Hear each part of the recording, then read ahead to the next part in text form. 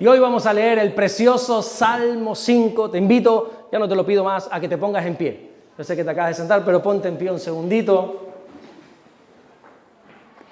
Dando por hecho que tienes el móvil apagado, ¿verdad? Lo tienes apagado, no va a sonar. Ahora sí que pido máximo respeto durante toda la predicación. No es momento para hablar, no es momento para pasear, no es momento para salir ni entrar, es momento para estar. Todo tiene su tiempo, dice la palabra de Dios. Y este es el tiempo de escuchar lo que Dios tiene para nosotros. Hay algo que Dios tiene para ti. Pero si no prestas atención y no abres tu corazón, no se puede hacer nada. Y dice así la palabra de Dios en el Salmo número 5, precioso Salmo, que dice: escucha, oh Señor, mis palabras, considera mi gemir, está atento a la voz de mi clamor, Rey mío y Dios mío, porque a ti oraré, oh Señor. De mañana oirás mi voz, de mañana me presentaré delante de ti y esperaré. Porque tú no eres un Dios que se complace en la maldad, el malo no habitará junto a ti. Los insensatos no estarán delante de tus ojos. Aborreces a todos los que hacen iniquidad. Destruirás a los que hablan mentira, al hombre sanguinario, esto es al hombre asesino, al que ha derramado sangre, al hombre sanguinario y engañador abominará el Señor. Mas yo por la abundancia de tu misericordia entraré en tu casa. Adoraré hacia tu santo templo con temor. Guíame, Señor, en tu justicia. A causa de mis enemigos, endereza delante de mí tu camino, porque en la boca de ellos no hay sinceridad. Sus entrañas son maldad, sepulcro abierto es su garganta. Con su lengua hablan lisonjas, castígalos, oh Dios, caigan por sus mismos consejos, por la multitud de sus transgresiones, échalos fuera. Porque se rebelaron contra ti. Aquí da un giro total este salmo en el versículo 11 y dice: pero alégrense todos los que en ti confían, den voces de júbilo para siempre, porque tú los defiendes. En ti se regocijen los que aman tu nombre, porque tú, oh Señor, bendecirás al justo, como un escudo lo rodearás de tu favor. Amén. Señor, gracias por tu palabra, gracias porque es bendita y poderosa tu palabra. Oramos en el nombre de Jesucristo, que mientras que esta palabra es predicada, Señor, que ocurran los prodigios, las señales, las maravillas, las sanidades, las liberaciones, todo aquello que tu palabra dice y promete que puede ocurrir, que ocurra, mi Dios, esta tarde en nuestras vidas. Gracias, Señor, por todo lo que estás haciendo y por todo lo que vas a hacer, en el nombre de Jesús. Y solo el que lo cree dice fuerte: amén y amén. Ahora sí, póngase cómodo si quiere, siéntese. Y vamos a estar tratando sobre este Salmo número 5, un precioso salmo que me tiene prendido, me tiene enamorado este salmo, un salmo de David. Ya llevamos varios salmos seguidos, el 3, el 4 y este 5 escritos por David. Y es un salmo precioso, es un salmo que si pudiésemos profundizar muchísimo, créeme que no nos daría tiempo un solo domingo. Hace unos cuantos meses atrás me propuse ir enseñando sobre los salmos, no de una manera obligada ni de una manera consecutiva, pero sí por orden. Entonces, bueno, ya estuvimos tratando en su día el Salmo 1, más tarde el Salmo 2, Salmo 3, Salmo 4, y hoy nos vamos a detener en este Salmo 5. Salmo, como bien te digo, escrito por David. El rey David es su autor. Y de la misma manera que el Salmo anterior, ese Salmo número 4, es una oración que David hace por la noche. Es un salmo nocturno, se le conoce, es una oración que David hace por la noche. Este Salmo 5, sin embargo, es una oración matutina. Es una oración que David refleja aquí, que hace a Dios nada más levantarse. Una oración mañanera. Lo cierto es que no sabemos en qué momento exacto David escribió este salmo. Como bien les he dicho ya en unas cuantas ocasiones, para entender un pasaje de la Biblia hay que hacerle muchas preguntas a ese pasaje. ¿Quién lo escribió? ¿Cuándo lo escribió? En definitiva, bueno, muchas preguntas a ese pasaje, porque el momento en el que es escrito el Salmo, o en el momento que se da un mensaje, puede cambiar el mensaje. Por ejemplo, hoy estaba con Diego, con el marido de Inés, esta mujer, y él estaba diciendo: gracias Dios. Él estaba dándoles las gracias a Dios teniendo a su esposa en estas condiciones. Yo creo que no es el mismo mensaje cuando tú tienes a tu esposa hospitalizada y con muy pocas perspectivas, que dicen los médicos, de no salir de ahí, a que un día normal, que todo está bien, le digas gracias, Señor. Yo creo que en el contexto donde se dicen las cosas cambia mucho el mensaje. ¿Estás de acuerdo conmigo? Entonces es importante saber en qué momento David escribió el Salmo. Bueno, vuelvo y repito, no se sabe. No hay una directriz clara que nos pueda decir el Salmo fue escrito en tal momento de su vida. Pero lo cierto es que cuando nosotros analizamos todo el Salmo, analizamos la estructura del Salmo, analizamos todo lo que el Salmo dice, podemos darnos cuenta, por lo menos de saber hacia dónde vamos a apuntar. David habla de unos enemigos, de una persecución, de unas palabras mentirosas. David habla de una persecución, de algo que le está pasando. Y cuando nosotros estudiamos la vida de David, nos vamos a encontrar que hay dos momentos que él vive que podrían perfectamente encajarse con este Salmo. Por una parte está ese momento de su vida cuando él tiene que huir del rey de Israel llamado Saúl. Él tiene que huir y se tiene que ir durante casi 10 años de su vida huyendo porque este malvado rey llamado Saúl le quiere dar muerte. Antes de convertirse públicamente en el rey de Israel, quien gobernaba era Saúl. Y digo convertirse públicamente porque David ya era rey. Ya Samuel, como hemos presentado a este niño hoy, ya Samuel le había ungido en la intimidad. Le había ungido detrás de una casa donde ni sus padres ni sus hermanos creían en él, pero Dios vio algo especial en este niño llamado David y Samuel, en obediencia a Dios, le echó ese aceite de la unción por arriba y le dijo, tú eres el rey de Israel. Pero eso fue la intimidad y todavía no había llegado el momento de ser rey público, porque era Saúl quien estaba al frente, era Saúl quien estaba gobernando. Pero resulta que por diversos motivos el pueblo empieza a tener favor con David. Resulta que, bueno, que había una pelea por ahí, había un gigante que se llamaba, ¿cómo? ¿Tú lo sabes bien? Ese gigante Goliat, que tenía atemorizado al gran ejército de Israel. Y nadie se atrevía, estaban todos atemorizados, dice la Biblia. Y David, que ni siquiera cualificaba para estar en el ejército de Israel, pasa por ahí a ver qué tal están sus hermanos. Y dice, mire, ¿por qué están todos intimidados? ¿Y por qué este ejército están todos asustados? Y entonces le dice, es que hay un gigante, le dicen. Es que hay un gigante que nos tiene intimidados. Dice, ¿quién es ese? Coge una piedra, se la tira y lo mata. Así más o menos fue la historia. Y entonces cuando el pueblo ve eso, dicen, ¿quién es este muchacho? Y se prenden de él, se enamoran, en el sentido bueno, ¿no? Se enamoran de David, empieza a ganarse el favor del pueblo. Y todos contentos, menos uno. ¿Quién no estaba contento? Saúl. Saúl, en vez de alegrarse que tenía semejante valiente dentro de sus filas, dice la Biblia que le cogió celos. Empieza a tener envidia.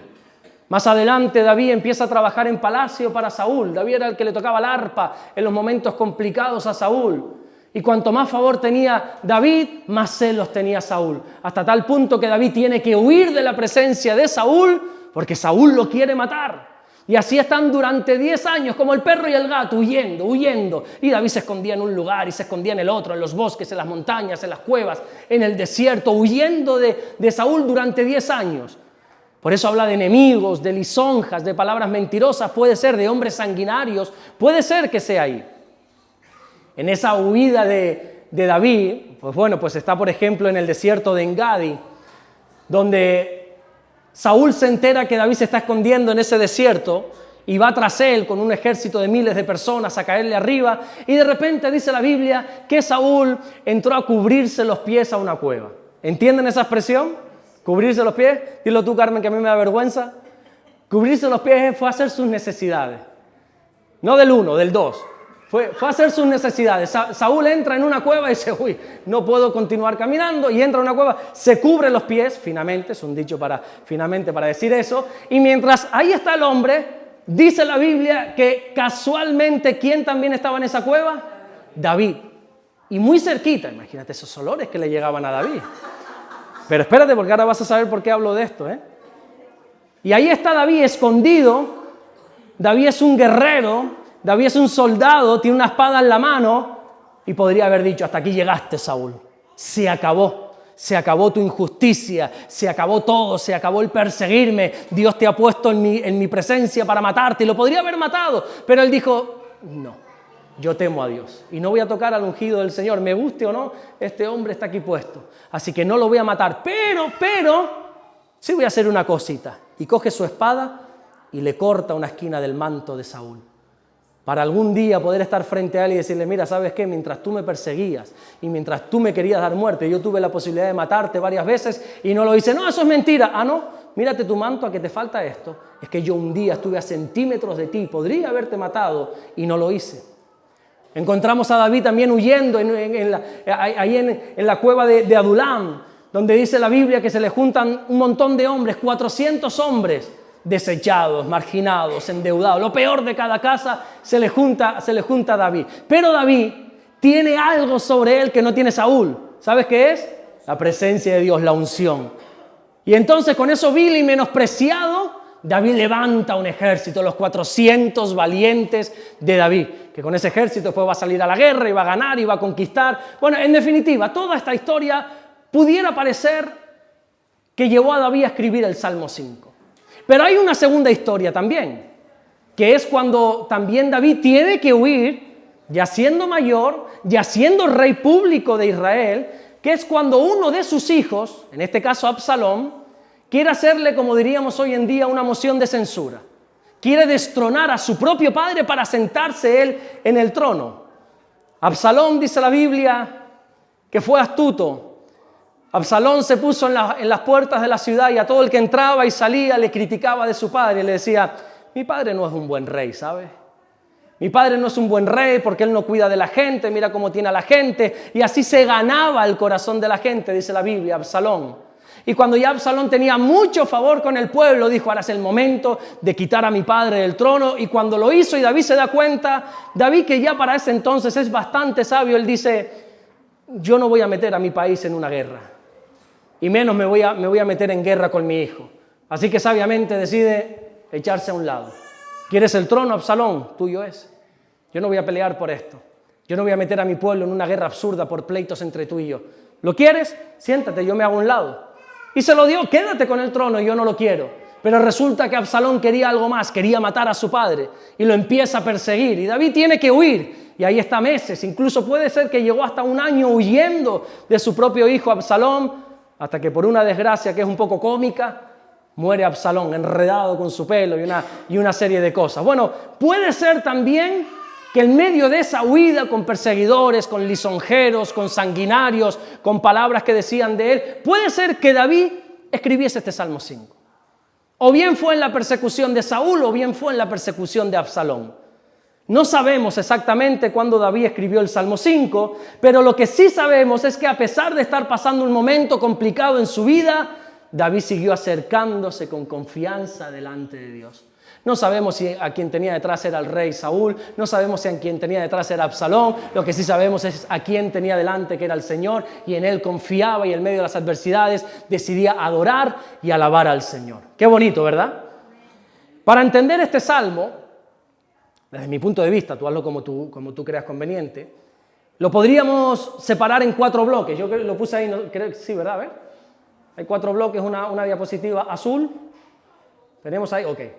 Por ejemplo, desde el versículo 1 al versículo 3 vamos a encontrar a David orando temprano a Dios en la mañana. Del versículo 4 al 7 David dice que Dios no tolera a los impíos. Del versículo 8 al versículo 10 David habla a Dios de sus enemigos.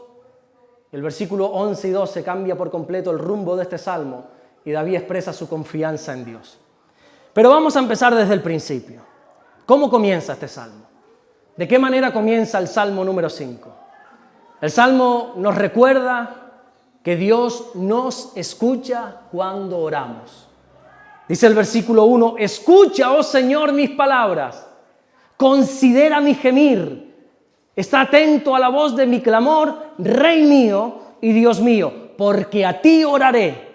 Oh Señor, de mañana oirás mi voz, de mañana me presentaré delante de ti y esperaré. David se acercó a Dios teniendo la certeza que Dios le oía. Y uno dice, bueno, esto es lógico. Sí, yo sé que es lógico, pero es necesario que entiendas esto. Es necesario que entiendas que cada vez que tú clamas a Dios, Dios te está escuchando. Es necesario, dice el escritor a los Hebreos en el capítulo 11, versículo 6, sin fe es imposible agradar a Dios? Porque es necesario que el que se acerca a Dios crea que le hay. Qué curioso que diga esto la Biblia, ¿no? Oye, es necesario que sepas que si te acercas a Dios, que por lo menos creas que existe. Que por lo menos creas que le hay. Y uno dice, pues no, esto es absurdo. No, no es absurdo. Yo he visto a personas orando con menos fe que... Personas orando que yo digo, yo no sé si esa oración está subiendo de aquí arriba, no sé yo, ¿eh? Porque sin fe es imposible agradar a Dios, porque es necesario para tu vida que entiendas que si te acercas a Dios, por favor, por lo menos ten claro que Dios existe, que Dios existe, que Dios está. La Biblia dice que es necesario que tengas claro esto cada vez que te acercas a Dios. Por lo tanto, yo te pregunto, ¿tú eres consciente que cada vez que oras, el Dios Todopoderoso de los cielos te está escuchando? ¿Tú eres consciente de semejante barbaridad? ¿Tú eres consciente que cada vez que hablas, que abres tu boca para dirigirte al cielo, el Dios Supremo, Creador de los cielos y de la tierra, está atento a tus palabras? Si estuviésemos seguros de esto, creo que cambiaríamos nuestra manera de orar. David tenía claro que cuando él oraba a Dios, Dios le escuchaba. David tenía claro que Dios le oía. Él estaba seguro. Por eso dice en el versículo 3, oh Señor, de mañana oirás mi voz. No tengo duda. Él no dice, bueno, puede ser que oigas, puede ser. No, estoy convencido que de mañana oirás mi voz. ¿Y sabes por qué Dios escuchaba a David? Yo te voy a revelar algo que es increíble. Esto es horas y horas de estudio para llegar a esta conclusión. Es increíble lo que vas a escuchar en esta noche. ¿Tú sabes por qué Dios escuchaba a David cuando oraba? No era porque David era el rey. No era porque David, después del Señor Jesucristo, es la persona de la cual más se habla en la Biblia. No es porque es el gran rey de Israel. Dios escuchaba a David porque David oraba a Dios. Dios podía escuchar a David, escuchen, porque David oraba a Dios. Dice el versículo 2, está atento a la voz de mi clamor, Rey mío y Dios mío, porque a ti oraré. Parece absurdo, ¿verdad? Pero es que es una realidad. El que clama a Dios, Dios le oye y le responde. Lo voy a volver a decir, que parece que estás dormido. Estamos aquí como somnolientos, un espíritu de somnolencia. El que clama a Dios, Dios le oye y le responde. Amén. Los que dicen que la oración no funciona son precisamente los que no oran. ¿Conoces a esa gente que te dice, pero ¿para qué oras? Eso es perder el tiempo. Eso es hablar tú solo. Y los que dicen eso, oye, justamente son los que no oran, ¿eh? Aquellos que dicen, no, la oración no funciona. No. Son los que no oran. Una y otra vez la Biblia nos habla de la oración. Cientos de veces, literalmente. La Biblia habla de la oración. Cientos y cientos de veces. Pero quiero enseñarte un detalle muy curioso en la Biblia. Cada vez que la Biblia habla o enseña sobre la oración, se centra más bien en la importancia de orar que en cómo orar. Te lo voy a explicar ahora. Por favor, nota esto cada vez que leas algo sobre la oración. Que el escritor se va a centrar más en qué es más importante, orar a cómo orar. Ahora te lo explico. Todos conocemos ese famoso versículo que se encuentra en Santiago capítulo 5, versículo 16, cuando dice la oración eficaz del justo puede mucho. Cantidad de veces hemos escuchado mensajes devocionales, sermones, prédicas que hablan de que tienes que ser eficaz a la hora de orar. Hay libros que te enseñan a ser eficaz en la oración, tienes que ser conciso, tienes que ser muy eficaz para que Dios te escuche, tienes que ser justo, tienes que estar justificado, porque es la oración eficaz del justo. Y nos enseñan a cómo tenemos que orar. Pero es que Santiago, antes de escribir el capítulo 5, escribe el capítulo 4. Esto es lógico, ¿verdad? Y en el capítulo 4 mira lo que nos dice. Santiago 4:2 dice, codiciáis y no tenéis, matáis y ardéis de envidia, y no podéis alcanzar. Combatís y lucháis, pero no tenéis lo que deseáis. ¿Cómo continúa? ¿Por qué no pedís? Porque no estás orando, no tienes porque no oras, es así de sencillo. No es que no logro, porque no oras, porque no pides. Es que no alcanzo, porque no oras. Porque lo importante es orar, luego ya te digo cómo, pero lo importante es orar. Y no tienes porque no oras. Y no consigues porque no oras. Y ardes de envidia que aquel tiene y tú no, porque no oras. Es que es así de sencillo. Lo más importante es que entiendas que tienes que orar. Más adelante te digo cómo, pero lo importante es que entiendas que tienes que orar. Jesús, antes de enseñar a cómo orar, dijo en Mateo capítulo 7, versículo 7, pedid y se os dará. Buscad y hallaréis. Llamad y se os abrirá. Porque todo aquel que pide recibe, el que busca halla y el que llama se le abrirá. Jesús nos dice, ora, llama, pide, ora. ¿Qué es lo que tienes que hacer? En un momento dado se le acercan los discípulos a Jesús y le dice, oye Señor, nos hemos dado cuenta que Juan el Bautista sí que enseña a sus discípulos a orar. ¿Por qué no nos enseñas tú a orar? Enséñanos a orar, le dijeron los discípulos. ¿Y qué les dijo el Señor? Vosotros pues oraréis. Mateo capítulo 6, versículo 9. Vosotros pues oraréis así. El Señor les enseñó a orar orando. Esto lo llevamos viendo años. Orando. Pablo también hace énfasis en que la importancia no es tanto en cómo orar, sino en orar. Espero que lo estén entendiendo.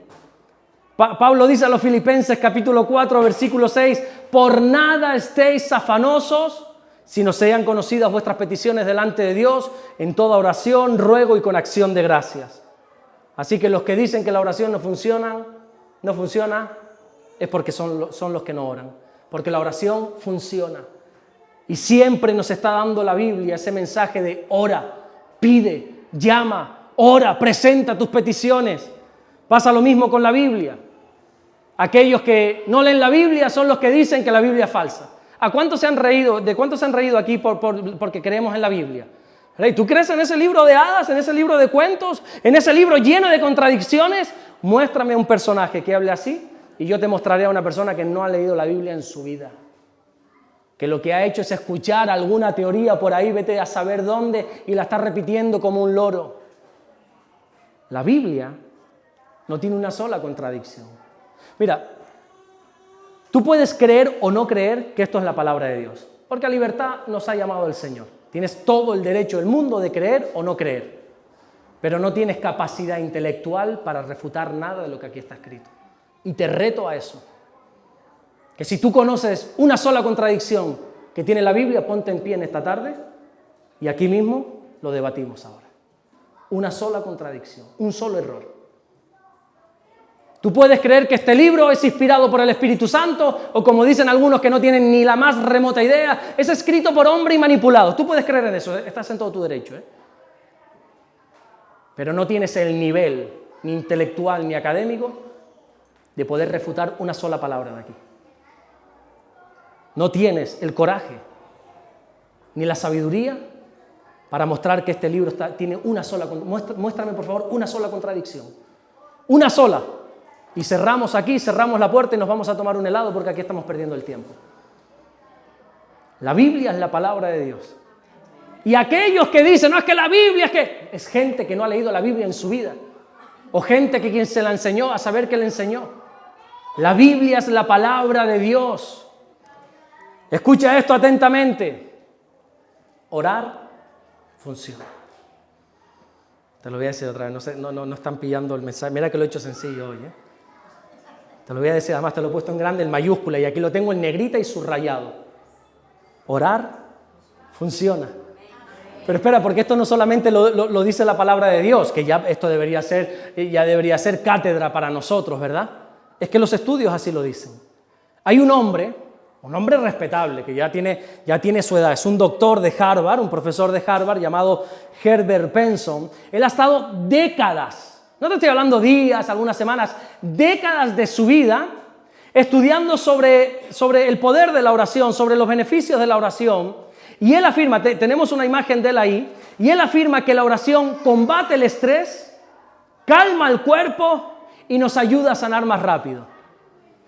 Ay, iluminado, si tú supieras que miles de años antes que tú existieras, ya Santiago nos dice, orad los unos por los otros para que seáis sanados. Pero qué bueno, mérito a este hombre también. Media vida estudiando los beneficios de la oración para resultar que la conclusión es, combate el estrés, calma el cuerpo, nos ayuda a sanar más rápido. Otro estudio de sociología de la religión en 2014 Analizó la relación entre la oración y la salud mental, ese tema que ahora mismo está, que no se puede ni tocar, la salud mental, que tan importante es, la salud mental. Pues este estudio dice y afirma que aquellos que oran más están mejor mentalmente. Y aquellos que oran menos o que no oran, tienen más síntomas de ansiedad y de preocupación. Qué bueno que hayan llegado a esa conclusión, pero yo ya lo sabía leyendo Filipenses, por nada estéis afanosos, sino sean conocidas vuestras peticiones delante de Dios con toda oración. Ya la Biblia lo dice, pero bueno, como algunos no creen a la Biblia, vamos a creerle a los médicos, a los científicos. Te lo voy a volver a repetir otra vez, a ver si lo puedes llegar a entender. Orar funciona. ¿Lo puedes decir conmigo? Orar funciona. Por eso David en este salmo asegura que Dios le oye porque a él ora. ¿Cómo está tu vida de oración? ¿Cómo está tu vida de oración?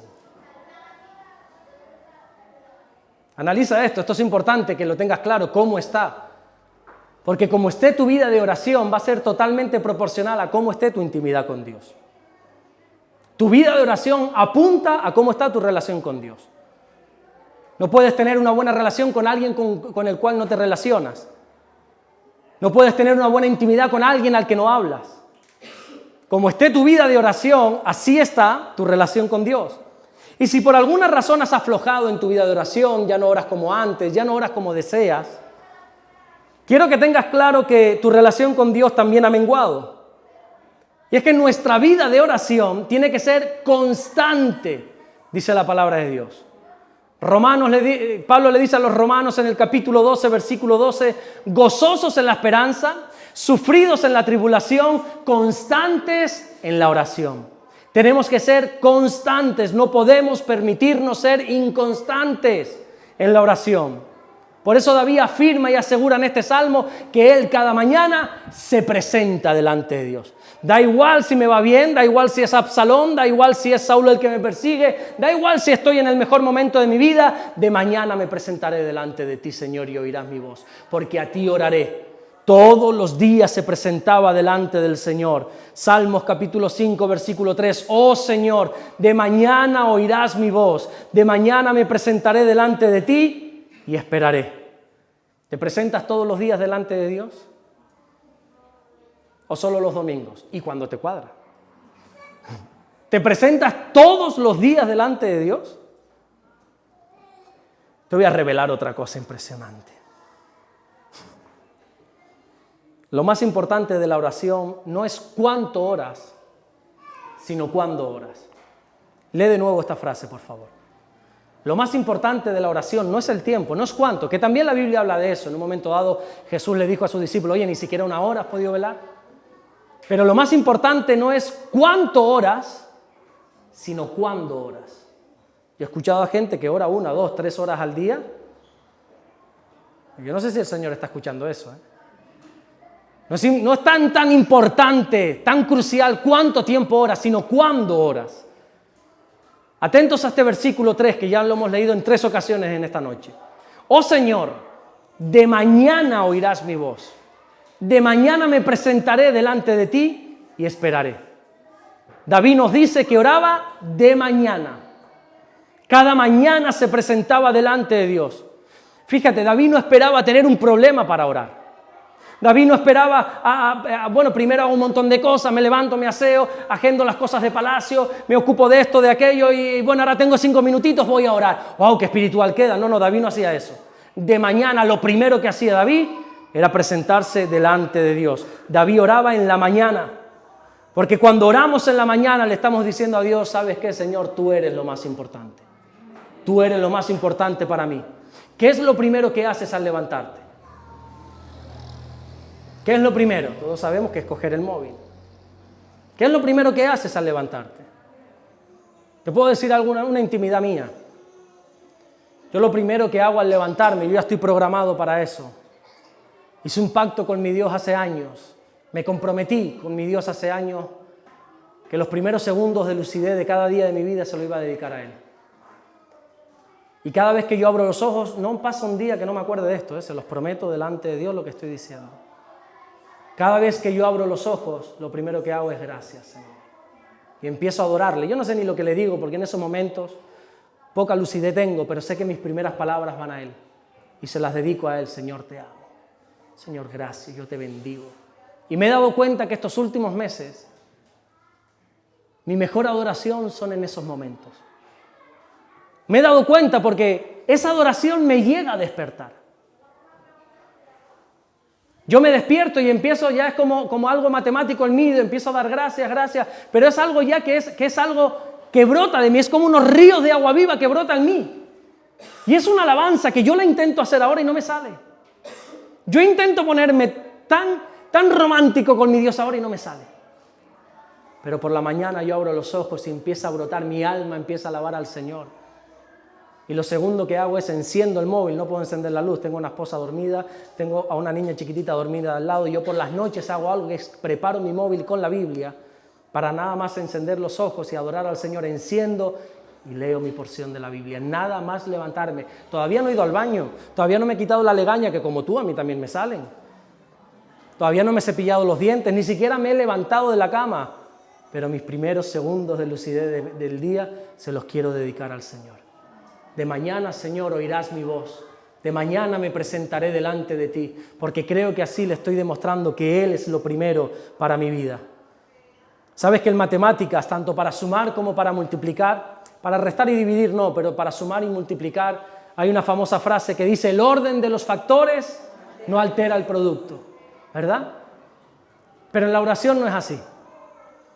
En la vida de oración no es así. En la oración el orden indica la importancia. El orden indica la importancia.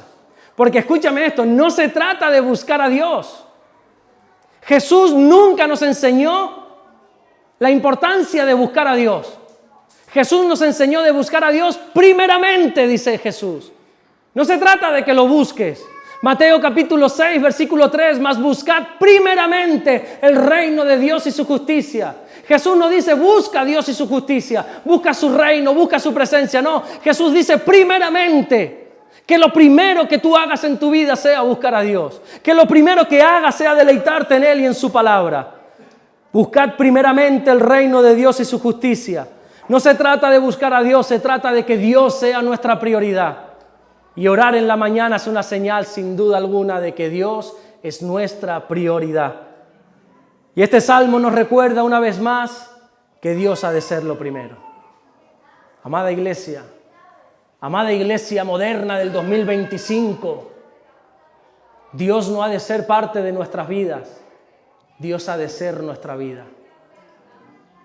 Nosotros no podemos incluir a Dios en nuestras agendas. Dios ha de ser la razón de nuestro existir. No pienses que podemos servir a Dios por momentos, sino que debemos vivir por y para Él. Jesús no es algo más de tu vida, entiende eso, que estás atrapado, estás atrapada en este sistema que te roba tu tiempo con Dios, que te está haciendo cada día más prisionero de Egipto. Damaris nos hablaba la semana pasada de cómo el mundo nos ha envuelto en deudas y para pagar esas deudas tenemos que trabajar más y trabajar más significa menos tiempo para Dios. Y estamos envueltos en eso. Amada iglesia, Jesús no es algo, Jesús lo es todo. Pablo le dice a los Colosenses en el capítulo 3, versículo 11, Cristo es el todo y en todos. Dale un aplauso al Señor.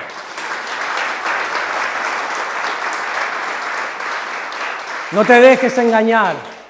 El Señor no es parte de tu vida. El Señor tiene que ser tu vida, el centro de tu vida. Jesús no te enseña a que lo busques, sino que lo busques primeramente, que Él sea lo más importante en tu vida. Jesús no solo enseñó con palabras a que Dios fuera lo primero, sino que lo enseñó también con sus actos. Dice la Biblia en Marcos capítulo 1, versículo 35, levantándose muy de mañana, siendo aún muy oscuro, salió y se fue a un lugar desierto. ¿Y qué hace allí? Allí oraba, enseñándonos. Pedro, espérate, antes de hablar contigo tengo que ir a orar. Fariseos, espérense, saduceos, escribas, espérense, suegra de Pedro, espérense ahí, que antes de nada tengo que presentarme delante del Padre. Tengo que buscar primeramente el reino de Dios. La oración debe ser siempre nuestro primer recurso.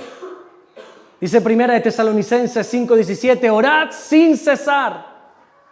No es un recurso al que acudimos cuando algo nos va mal. ¿Cuántos oran cuando algo va mal? yo solo, Luis y Jorge, que también levantó la mano. Y pido oración y hagamos una cadena de oración, intercede por esto, por favor. Y ora, y ora, y ora, y ora. Y gloria a Dios que por lo menos sabes dónde acudir. Pero no hay que estar mal para orar, ¿sabes? No hay que estar enfermo para clamar. No hay que tener un matrimonio destrozado para pedir. No hay que tener un hijo rebelde para seguir orando. Orad sin cesar, dice la Biblia. Nuestra oración debe ser continua, tiene que ser diaria. David en este salmo nos recuerda la importancia de la continua oración a Dios. Hay una conexión muy especial entre los salmos 3, 4 y 5. Salmos de David, el 3, el 4 y el 5. Recordemos que el Salmo 3 es una oración que David hace en la mañana, en un momento cuando ya ese salmo sí aclara que estaba siendo perseguido por Absalón. Y él ora por la mañana ese salmo. El Salmo número 4, sin embargo, te decía antes, y ya lo veíamos meses atrás, que es un salmo que David ora antes de acostarse. Un día difícil que ha tenido, probablemente es el final del día del Salmo 3. Es un día difícil, pero por la noche, antes de irse a la cama, le dice: Señor, en paz me acostaré, así mismo dormiré, porque solo tú, Señor, me haces vivir confiado, me haces estar confiado. Salmos 4:8. Es un salmo que David hace antes de dormir. Y ahora resulta que el Salmo 5 vuelve a ser nuevamente un salmo matutino, un salmo que David hace por la mañana. Y se cree que hay una perfecta conexión, hay una perfecta continuidad entre estos tres salmos. El Salmo 3, David ora a Dios en la mañana siendo perseguido. El Salmo 4, David ora ese mismo día, pero ahora en la noche, aún siendo perseguido. Y David en el Salmo 5 vuelve a orar el día siguiente por la mañana, cuando sigue siendo perseguido y parece que tiene un día muy difícil por delante. En otras palabras, cuando no ha cambiado nada. ¿Y sabes qué me enseña aquí esto? Que aunque parezca que nada cambie cuando oramos, tenemos que seguir orando. Sean sinceros, ¿cuántos han orado alguna vez y parece que no sucede nada? Yo levanto la mano, pues si no la levanto, no la levantan ustedes. Van a decir, ¿será que podré levantarla? Eres libre.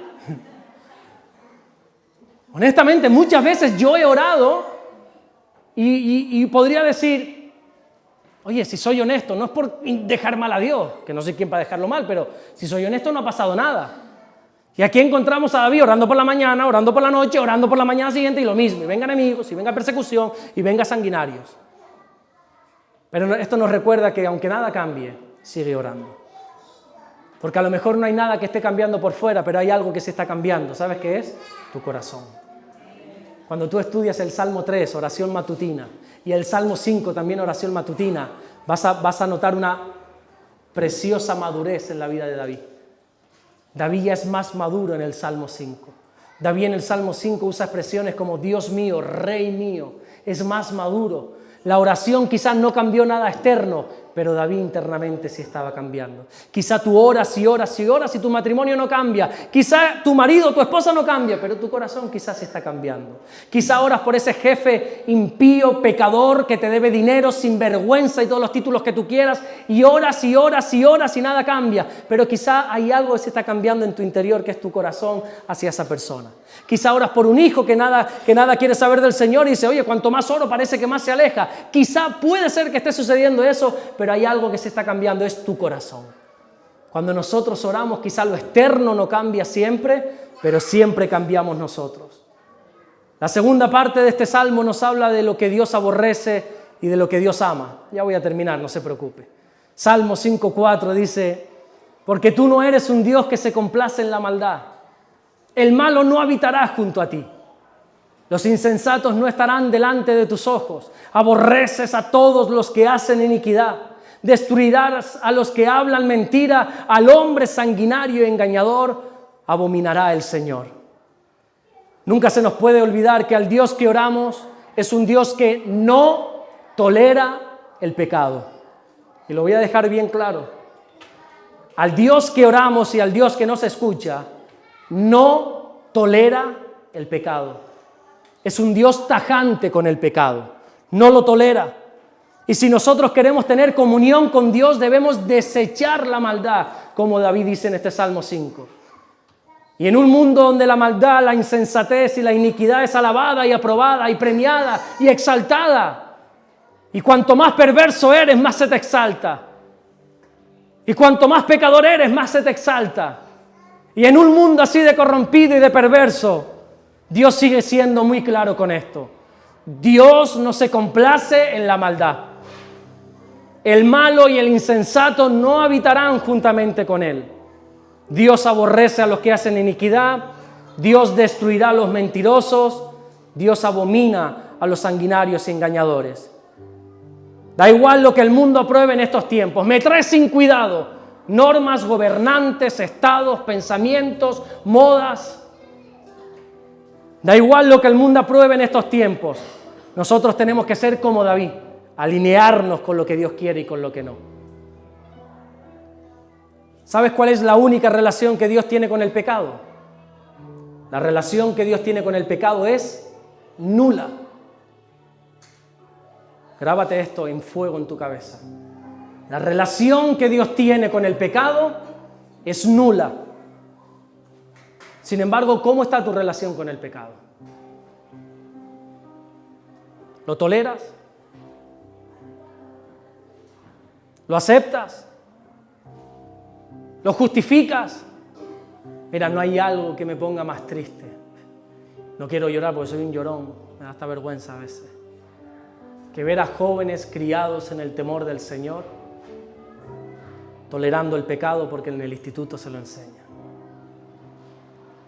Y ver a jóvenes llegar y decirme, pastor, es que yo no pienso como tú piensas.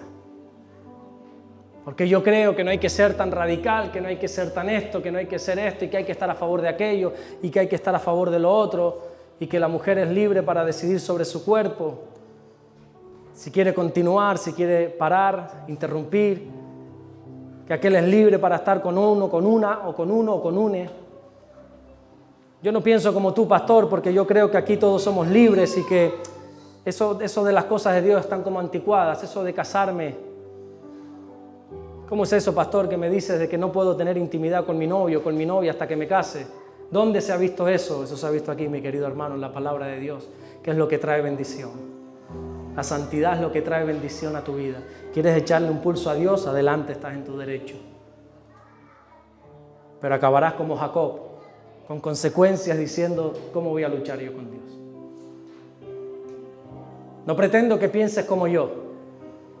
Mi intención es que pienses como piensa la palabra del Señor. Y Dios no tolera el pecado. Y yo sé que en los colegios, en los institutos, aún en las casas, lo toleran, lo justifican. Incluso padres cristianos enseñando a sus hijos cosas que, Dios mío, de mi vida.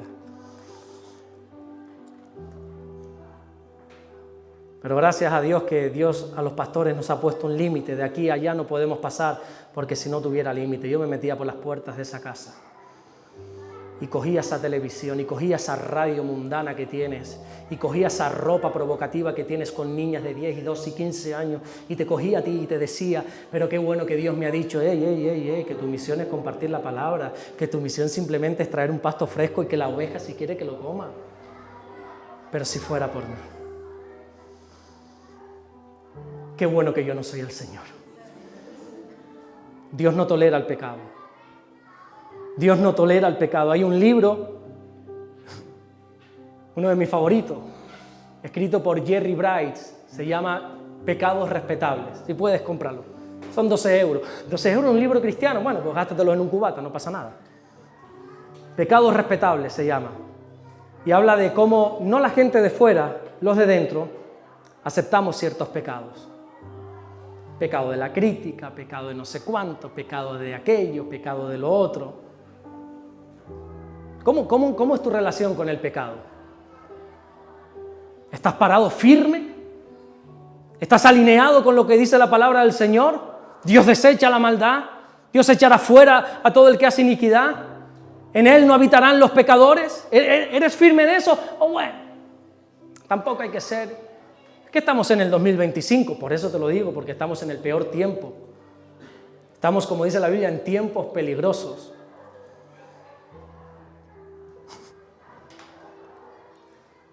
Pero ¿sabes qué? David sabe que él tampoco es perfecto. David no es que ore con aires de superioridad, con soberbia, diciendo, aparta de ti los malvados, échalos fuera los que hacen maldad. No, David sabe que él no es perfecto, porque espero que tú tengas claro que ser cristianos no nos hace perfectos.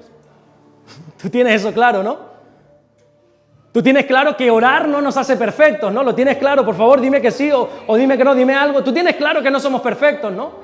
Escúchame porque ahora te voy a decir algo más importante. Tú tienes claro que venir a la iglesia no te hace perfecto, ¿verdad? Que por estar aquí no eres mejor persona. ¿Tú tienes claro eso?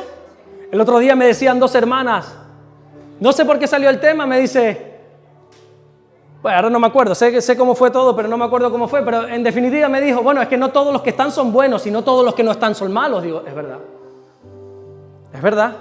Estar aquí no nos hace perfectos. Estamos en el camino de la perfección, mas no lo somos. Por eso David pide a Dios en oración que guíe sus pasos.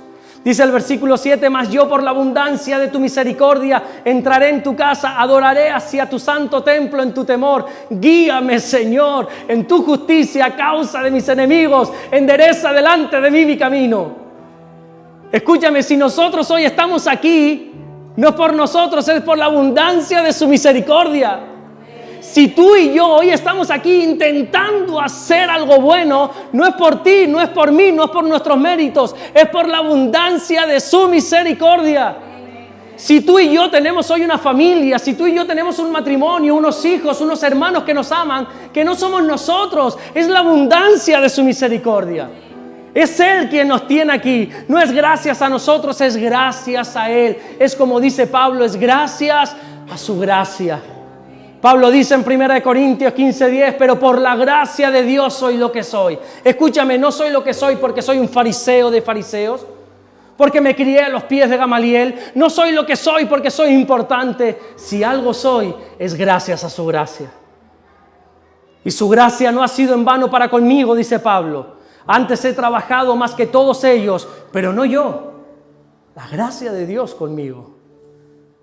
Si tú y yo hoy podemos acercarnos a Dios, no es porque seamos merecedores. ¿Cuántos se reconocen como pecadores aquí? ¿Cuántos como yo son honestos y reconocen que somos pecadores? Que como dice la Biblia en Jeremías, que hay algo dentro de nosotros que es perverso, que es imposible de conocer, es perverso más que todas las cosas. ¿Cuántos pueden reconocer eso? Si tú y yo hoy estamos aquí, es únicamente por su gracia. Y la parte final de este salmo es una comparación que David hace entre los malvados y los justos. Salmo 5:9, porque en la boca de ellos no hay sinceridad. Sus entrañas son maldad, sepulcro abierto en su garganta, con su lengua hablan lisonjas. Castígalos, oh Dios, caigan por sus mismos consejos. Por la multitud de sus transgresiones, échalos fuera, porque se rebelaron contra ti. Pero alégrense, alégrense todos los que en ti confían. Den voces de júbilo para siempre, porque tú los defiendes.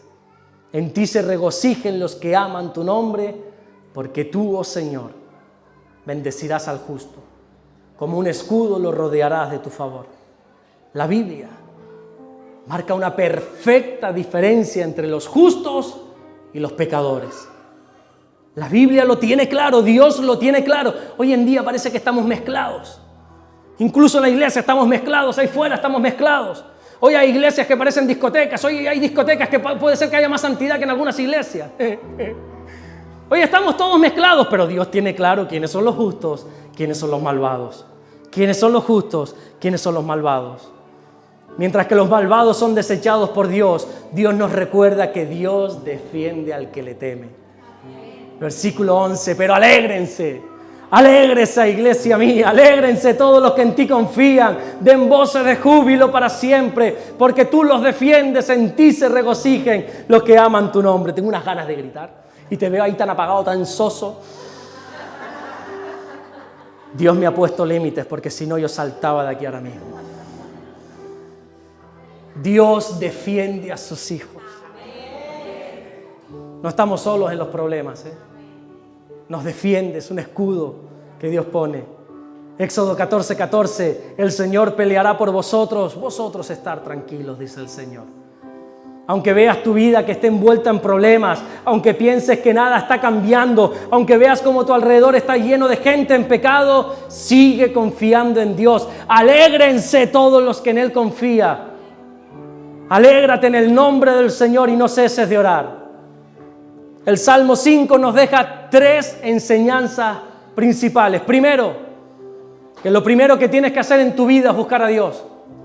Que por favor, que no sigas tratando a Dios como algo más de tu vida.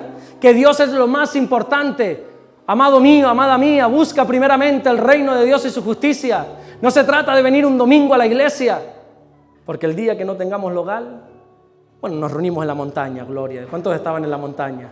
¿Cuántos le dan gloria a Dios por esos tiempos hermosos y preciosos donde a veces había más presencia ahí arriba que aquí en muchos cultos? Porque Dios no necesita 4 paredes. Dios necesita gente que lo busque primeramente. Amada iglesia, busca a Dios primeramente, que sea lo primero que hagas en el día. Segundo, vive en santidad. No toleres el pecado, no lo toleres, no caigas en este error. Lo que está mal, está mal. Lo que Dios dijo hace miles de años atrás en el desierto que estaba mal, hoy en el 2025 sigue estando mal. Lo que Dios aprobó hace miles de años atrás, hoy sigue siendo bueno. No toleres el pecado. No te dejes convencer. Ay de los que a lo bueno dicen malo y a lo malo dicen bueno. Y tercero y último, confía siempre en la protección, porque Él te cuida y te defiende. Vamos a ponernos de pie. Ponte en pie.